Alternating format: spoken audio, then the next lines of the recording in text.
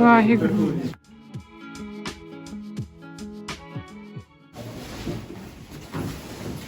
Hand bag भी ये रख लियो।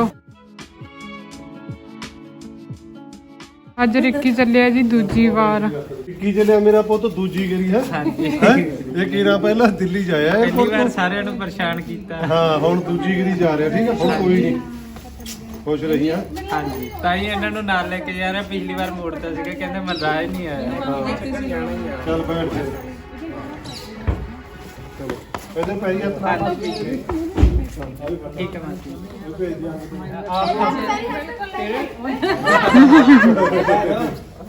जीजे ਦਾ ਭਾਈ ਆਇਆ ਮੇਰੀ ਗੱਲ ਹੈ। ਓਏ ਆ ਤਾਂ ਮਗਰ ਰੱਖ ਲਓ ਨਾ।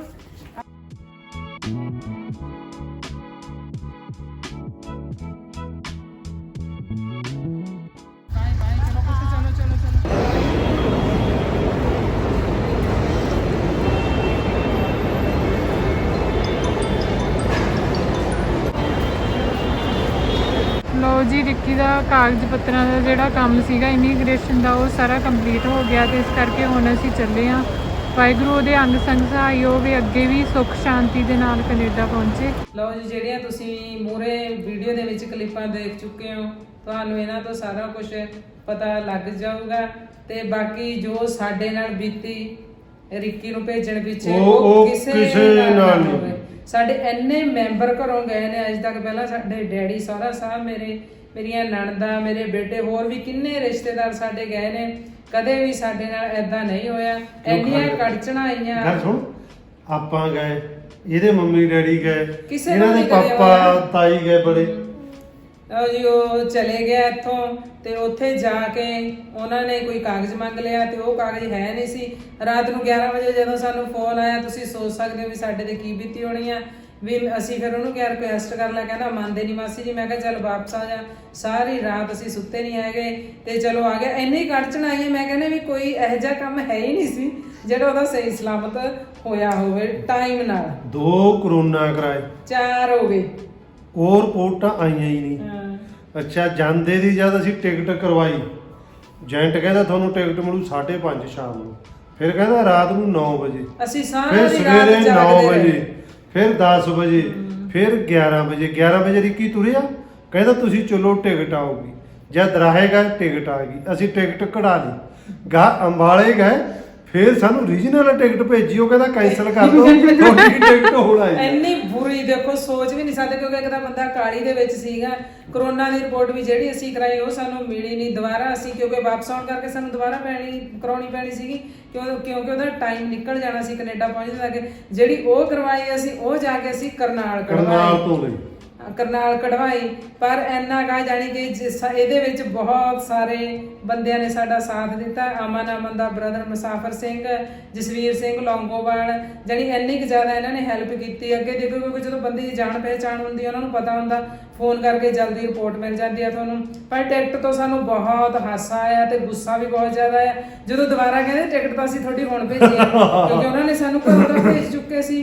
ਦੇਖੋ ਵੀ ਉੱਥੇ ਜਾ ਕੇ ਬੱਚੇ ਨਾਲ ਕਿੰਨਾ ਬੁਰਾ ਹਾਲ ਹੋਣਾ ਸੀਗਾ।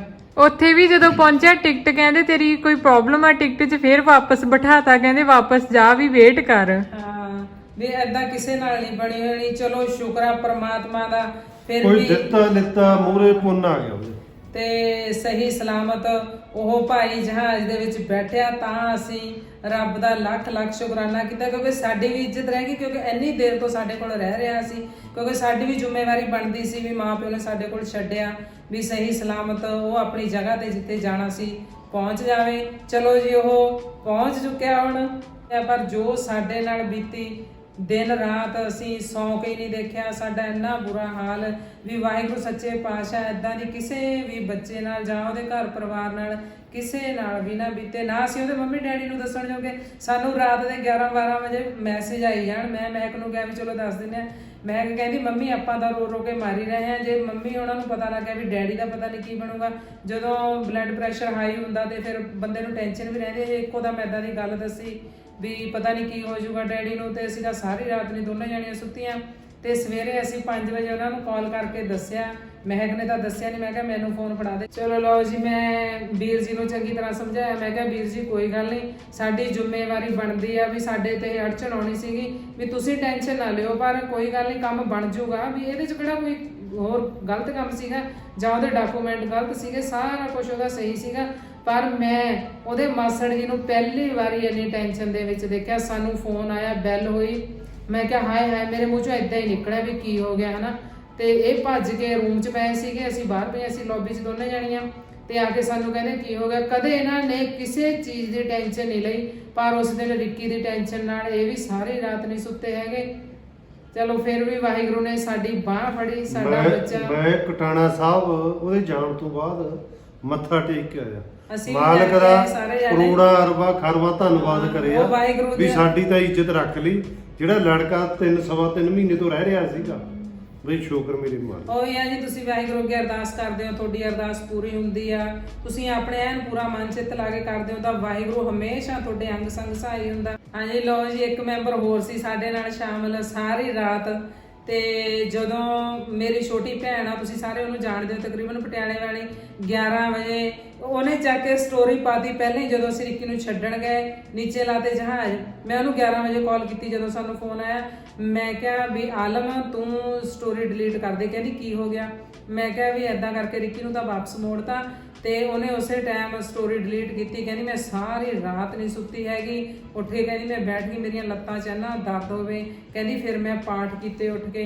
ਤੇ ਫਿਰ ਉਹਦੇ ਲਈ ਉਹਨੇ ਪਾਠ ਸੁੱਖੇ ਵੀ ਹਰ ਰੋਜ਼ ਉਹਦੇ ਲਈ ਪਾਠ ਕਰਦੀ ਆ ਵੀ ਉਹਦਾ ਬੱਚੇ ਦਾ ਕੰਮ ਬਣ ਜਾਵੇ। ਤੇ ਦੇਖ ਲਓ ਤੁਸੀਂ ਕਿੰਨੇ ਜਾਣਿਆਂ ਨੂੰ ਉਹਦੇ ਲਈ, ਕਿਉਂਕਿ ਉਹਦੇ ਨਾਲ ਪਿਆਰ ਸੀਗਾ, ਹਰ ਕਿਸੇ ਨਾਲ ਫੋਨ ਤੇ ਗੱਲ ਕਰਦਾ ਸੀ। ਮੇਰੀ ਭੈਣ ਨਾਲ ਤਾਂ ਤਕਰੀਬਨ ਰੋਜ਼ ਹੀ ਫੋਨ ਤੇ ਗੱਲ ਕਰਦਾ ਸੀ, ਅਸੀਂ ਵੀਡੀਓ ਕਾਲ ਕਰਦੇ ਸੀ। ਫਿਰ ਉਸੇ ਤਰ੍ਹਾਂ ਬੱਚੇ ਦਾ ਪਿਆਰ ਆਉਣ ਲੱਗ ਜਾਂਦਾ, ਪਿਆਰ ਲੈਂਦਾ ਸੀ। ਸਾਊ ਸੀ ਨਾ, ਜੋ ਮਰਜ਼ੀ ਗੱਲ ਕਹਿ ਦੋ, ਹੱਸਦਾ ਸੀ। ਤੇ ਚਲੋ ਜੀ ਬਸ ਦੇਖੋ, ਏਦਾਂ ਦੀ ਕਿਸੇ ਨਾਲ ਨਾ ਬਣੇ। ਇਹੀ ਅਰਦਾਸ ਕਰਿਆ ਕਰੋ ਵੀ ਵਾਹਿਗੁਰੂ ਸਾਰਿਆਂ ਦੇ ਬੱਚੇ ਸਹੀ ਸਲਾਮਤ, ਜਿਸ ਨੇ ਵੀ ਜਾਣਾ ਕੋਈ ਅੜਚਣ ਨਾ ਪਵੇ। ਲਓ ਜੀ, ਰਿੱਕੀ ਜਹਾਜ਼ ਦੇ ਵਿੱਚ ਬੈਠ ਗਿਆ, ਚਲਿਆ ਗਿਆ। ਪਰ ਉਹ ਇੰਨਾ ਡਰਿਆ ਹੋਇਆ ਸੀ। ਉਹ ਕਹਿੰਦਾ ਮੈਨੂੰ ਕੈਨੇਡਾ ਇਮੀਗ੍ਰੇਸ਼ਨ ਵਾਲੇ ਜਦੋਂ ਮੈਂ 에ਅਰਪੋਰਟ ਤੇ ਜਾਣਾ, ਉੱਥੇ ਨਾ ਮੈਨੂੰ ਕੁਝ ਕਹਿ ਦੇਣ। ਤੇ ਮੈਨੂੰ ਜਹਾਜ਼ 'ਚ ਬੈਠਾ ਵੀ ਮੈਸੇਜ ਕਰ ਰਿਹਾ ਸੀ। ਮੈਂ ਕਿਹਾ ਹੁਣ ਤੈਨੂੰ ਕਿਸੇ ਨੇ ਬੱਚੂ ਕੁਝ ਨਹੀਂ ਕਹਿਣਾ ਹੈਗਾ, ਤੇਰੇ ਕੋਲ ਸਾਰਾ ਕੁਝ ਪੂਰਾ। ਉਦੋਂ ਚਲੋ ਕੋਈ ਏਜੰਟ ਦੀ ਮਿਸਟੇਕ ਸੀਗੀ, ਉਹਨਾਂ ਨੇ ਇੱਕ ਪੇਪਰ ਨਹੀਂ ਸੀ ਦਿੱਤਾ, ਉਹਦੇ ਕਰਕੇ ਉਹਨੂੰ ਥੋੜਾ ਡਰ ਲੱਗ ਰਿਹਾ ਸੀ। ਉਹ ਕਹਿੰਦਾ ਜਿੰਨੀ ਦੇਰ ਮੈਂ ਉੱਥੇ ਉਹਨਾਂ ਨੂੰ ਕਾਗਜ਼ ਨਹੀਂ ਦਿਖਾਏ, 에ਅਰਪੋਰਟ ਤੋਂ ਬਾਹਰ ਨਹੀਂ ਨਿਕਲਿਆ, ਕਹਿੰਦਾ ਮੈਨੂੰ ਐਦਾਂ ਲੱਗਦਾ ਸੀ ਵੀ ਕਿਤੇ ਮੈਨੂੰ ਮੁੜ ਕੇ ਵਾਪਸ ਇੰਡੀਆ ਨਾ ਭੇਜ ਦੇਣ। ਡਰ ਗਿਆ ਨਾ, ਇੱਕ ਤਾਂ ਬੱਚਾ ਸੀ ਵਿਚਾਰਾ, ਤੇ ਇੱਕ ਕੱਲਾ ਸੀਗਾ। ਉਦੋਂ ਜਿਸ ਦਿਨ ਗਿਆ, ਪਹਿਲਾਂ ਦਿਨ ਚਲੋ ਟੈਕਸੀ ਵਾਲਾ ਮੁੰਡਾ ਬਹੁਤ ਹੀ ਜ਼ਿਆਦਾ ਵਧੀਆ ਸੀ, ਉਹਦੇ ਭਰਾ ਵਰਗਾ ਹੀ ਸੀਗਾ। ਉਹਨੇ ਉਹਨੂੰ ਬਹੁਤ ਪਿਆਰ ਕੀਤਾ, ਰਸਤੇ 'ਚ ਹੱਲਾਸ਼ੇਰੀ ਦਿੱਤੀ ਵੀ ਕੋਈ ਗੱਲ ਨਹੀਂ। ਚਲੋ ਦੁਬਾਰਾ ਸਾਡੇ 2 ਮੈਂਬਰ ਧੱਕਾ ਲਾ ਕੇ ਚੜਾਇਆ ਹੈ, ਮੈਂ ਤੇ ਮਨਰਾਜ ਕਹਿੰਦਾ ਮੈਂ ਨਹੀਂ ਸੀ ਗਿਆ ਨਾਲ, ਤਾਂ ਨਹੀਂ ਤੈਨੂੰ ਜਹਾਜ਼ ਚੜਾਇਆ। ਮਨਰਾਜ ਕਹਿੰਦਾ ਹੁਣ ਮੈਂ ਤੈਨੂੰ ਧੱਕਾ ਲਾ ਕੇ ਜਹਾਜ਼ ਦੇ ਵਿੱਚ ਚੜਾ ਕੇ ਆਵਾਂਗਾ। ਚਲੋ ਲਓ ਜੀ, ਸਾਡੇ ਨਾਲ ਇਹ ਹੱਡ ਬੀਤੀ। ਚਲੋ ਜੀ, ਹੁਣ ਇੱਥੇ ਆਪਾਂ ਕਰਦੇ ਹਾਂ ਵੀਡੀਓ ਦਾ ਐਂਡ। ਸਾਰਿਆਂ ਨੂੰ ਪਿਆਰ ਭਰੀ ਸਤਿ ਸ੍ਰੀ ਅਕਾਲ।